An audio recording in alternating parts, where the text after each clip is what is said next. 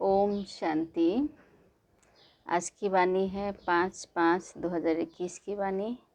और आज मीठे बाबा कहते हैं, मीठे बच्चे, श्रीमत पर चलकर सबको सुख दो।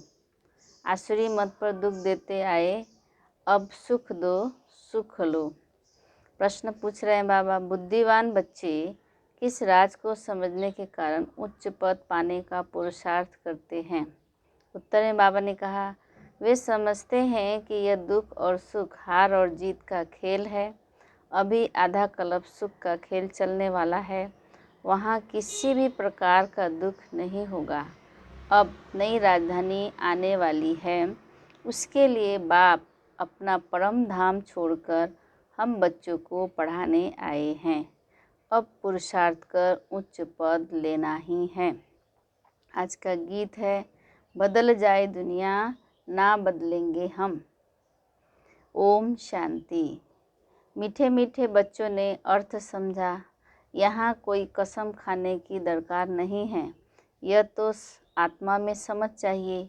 आत्मा तमो प्रधान होने के कारण बिल्कुल ही बेसमझ हो गई है। बच्चे जानते हैं हम कितने बेसमझ थे, अब कितने समझदार बने हैं। दूसरे सत्संग आदि में यह बातें होती नहीं। वह शास्त्र रामायण आदि पढ़ते हैं, एक कान से सुना दूसरे कान से निकल जाता है, कोई प्राप्ति नहीं। यज्ञ तप दान पुण्य आदि बहुत करते हैं, धक्के खाते रहते हैं, प्राप्ति कुछ भी नहीं। इस दुनिया में कोई को सुख है नहीं। अब बाप सारी समझ देते हैं, सबको सुख देने वाला एक ही बाप है। मनुष्य तो बिल्कुल ही घोर अंधियारे में हैं।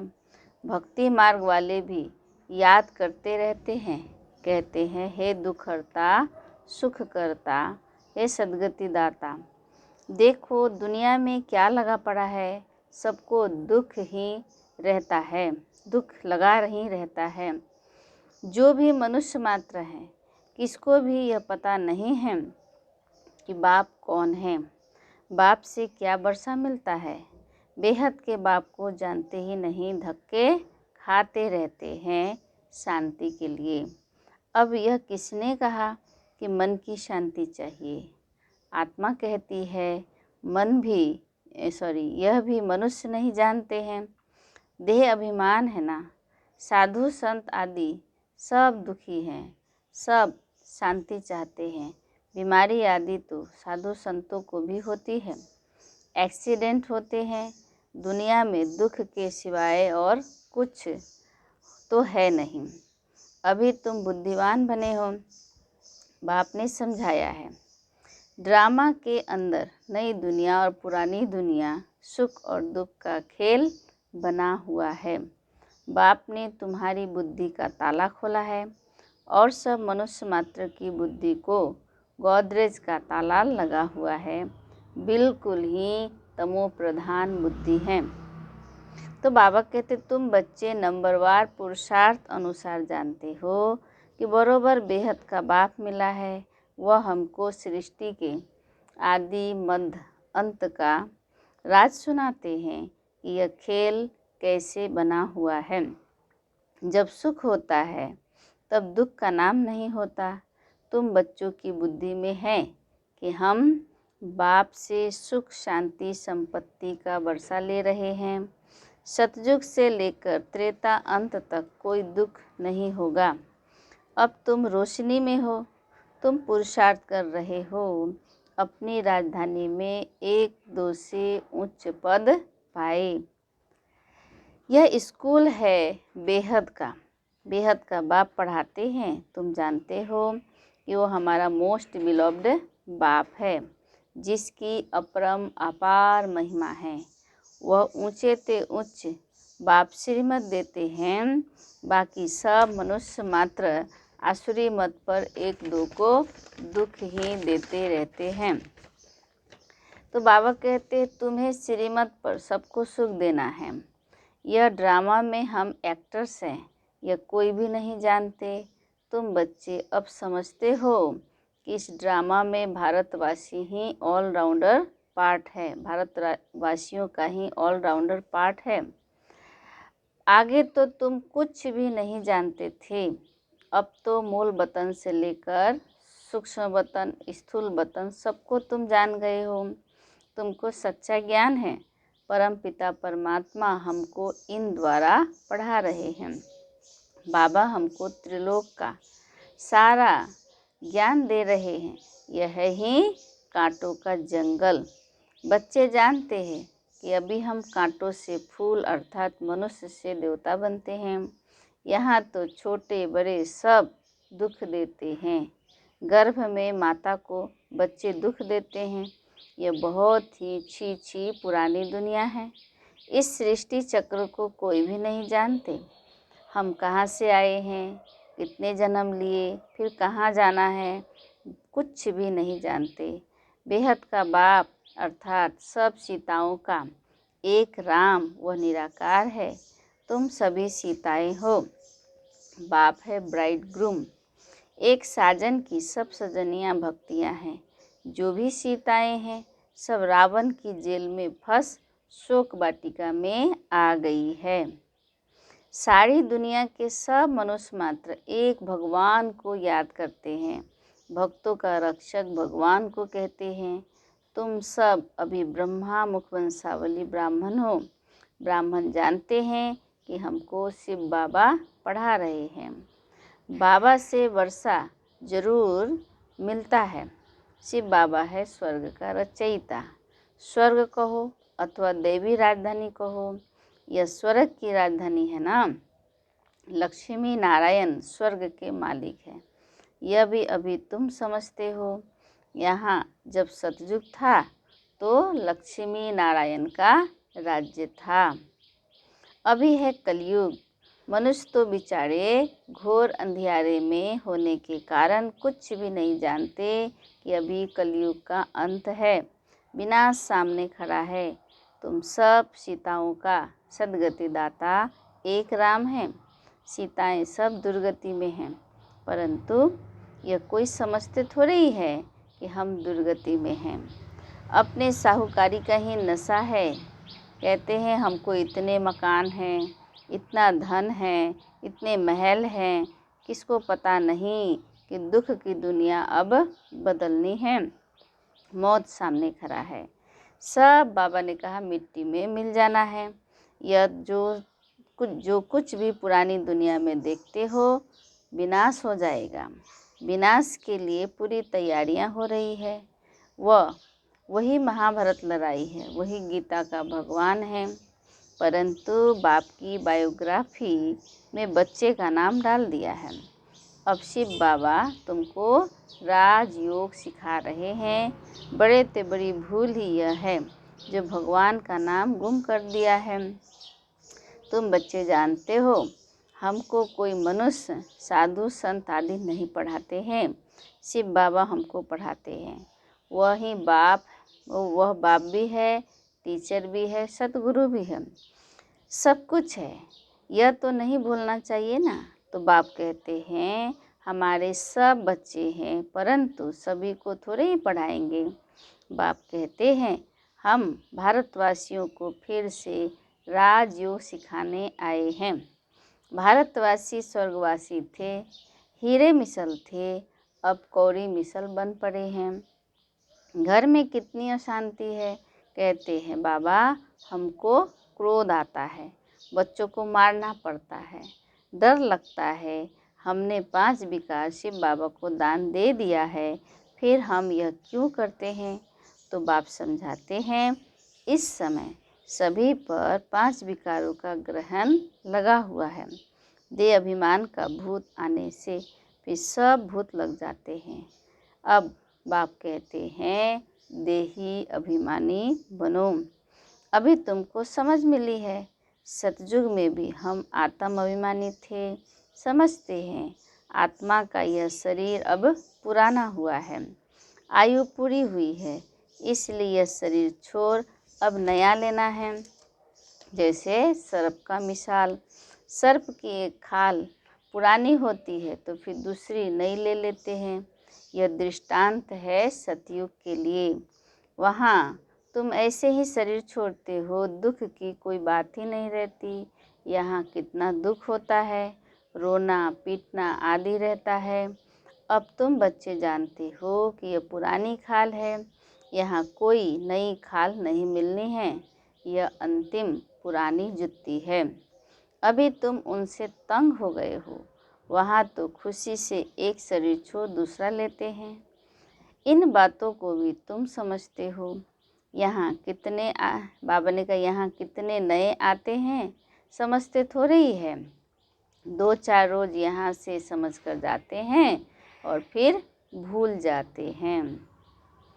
हाँ, अच्छी रीति सुना, खुशी हुई तो प्रजा में आ जाएंगे।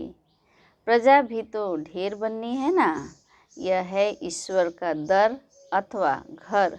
तुम ईश्वर के घर में बैठे हो।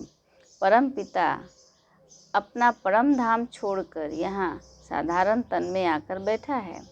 वहाँ तो बाप के पास आत्माएं रहती है। यहाँ संगम पर बाबा खुद आया हुआ है, पतितों को पावन बनाने। उनको शिव निराकार ही कहते हैं। निराकार बाबा को आत्माओं ओ गॉड फादर कह कर के पुकारती है। मनुष्य बिगड़ समझ के कह देते हैं कि ओ गॉड फादर। इन लक्ष्मी नारायण को भी यूरोपियन लोग भगवती भगवान कहते हैं। इन्हों को ऐसा किसने बनाया?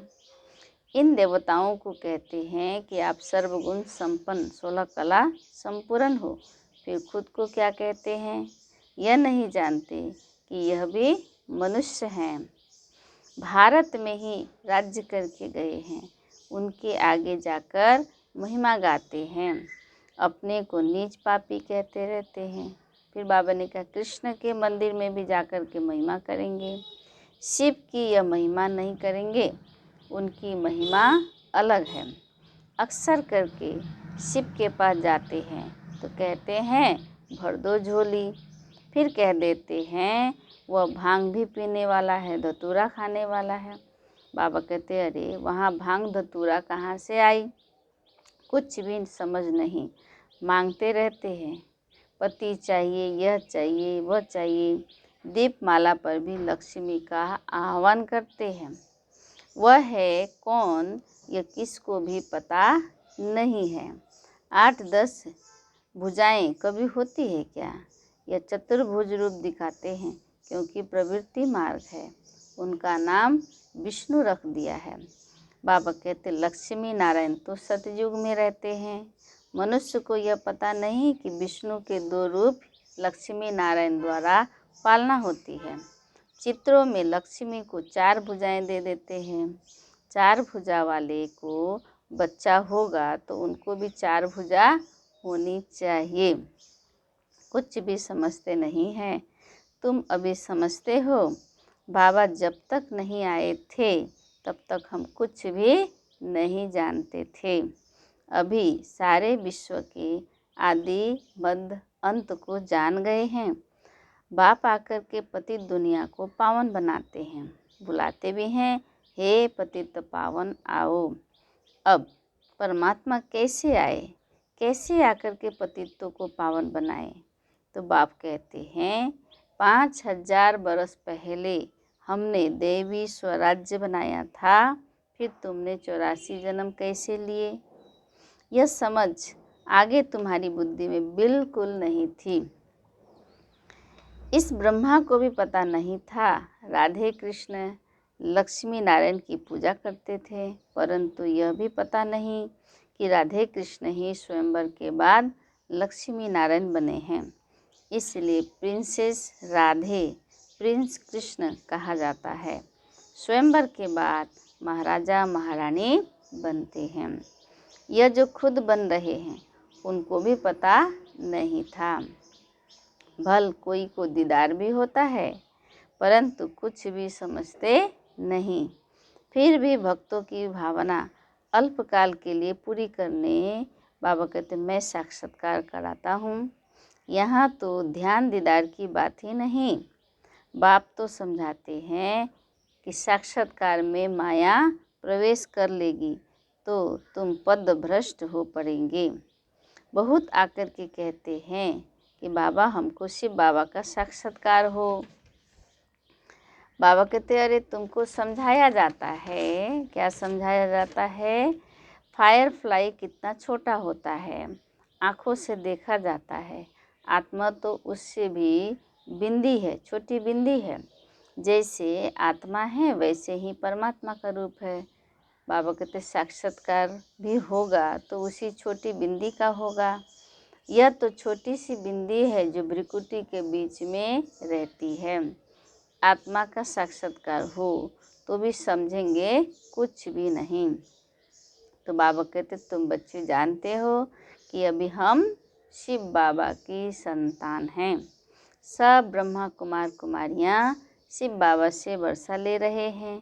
हमारी एम ऑब्जेक्ट यह है। स्टूडेंट है ना, तुम कहते हो कि बाप से सहज राजयोग सीखने आए हैं। यह एम ऑब्जेक्ट है। यह बच्चों को भूलना नहीं चाहिए। भक्ति मार्ग में भक्त लोग देवताओं के चित्र साथ में रखते हैं। फिर तुमको यह त्रिमूर्ति का चित्र पॉकेट में रखना चाहिए। इस शिव बाबा द्वारा हम यह लक्ष्मी नारायण बन रहे हैं। यह नशा होना चाहिए। अच्छा, मीठे मीठे सिखी लदे बच्चों प्रति माता पिता बाप दादा का याद प्यार और गुड मॉर्निंग। रूहानी बाप की रूहानी बच्चों को नमस्ते। हम रूहानी बच्चों की रूहानी बाप दादा को याद प्यार, गुड मॉर्निंग और नमस्ते नमस्ते नमस्ते।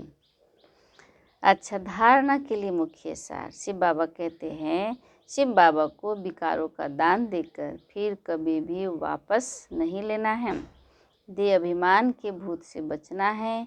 इस भूत से सब भूत आ जाते हैं। इसलिए बाबा कहते हैं आत्म अभिमानी बनने का अभ्यास करना है। दूसरी, ध्यान दीदार की आस नहीं रखनी है। एम ऑब्जेक्ट सामने रख पुरुषार्थ करना है। श्रीमत पर सबको सुख देना है। अच्छा वरदान है आज की। स्वयं की स्मृति में रह अपने हर कर्म को संयम नियम बनाने वाले अथॉरिटी स्वरूप भव। स्वयं की स्मृति में रह अपने हर कर्म को संयम अर्थात नियम बनाने वाले अथॉरिटी स्वरूप भव। बाबा ने समझा रहे हैं जैसे साकार में स्वयं की स्मृति में रहने से जो कर्म किया वही ब्राह्मण परिवार का संयम बन गया। स्वयं के नशे में रहने के कारण अथॉरिटी से कह सकते थे कि अगर साकार द्वारा कोई उल्टा कर्म भी हो गया तो वो सुलटा कर देंगे। स्वयं के स्वरूप की स्मृति में रहने से यह नशा रहता है कि कोई कर्म उल्टा हो ही नहीं सकता। आप बच्चे भी जब स्वयं की स्थिति में स्थित हो तो जो संकल्प चलेगा, जो बोल बोलेंगे व कर्म करेंगे वही संयम अर्थात नियम बन जाएगा। स्लोगन है आज की, पवित्रता का पिलर मजबूत करो। पवित्रता का पिलर मजबूत करो तो यह पिलर लाइट हाउस का काम करता रहेगा। अच्छा, ओम शांति।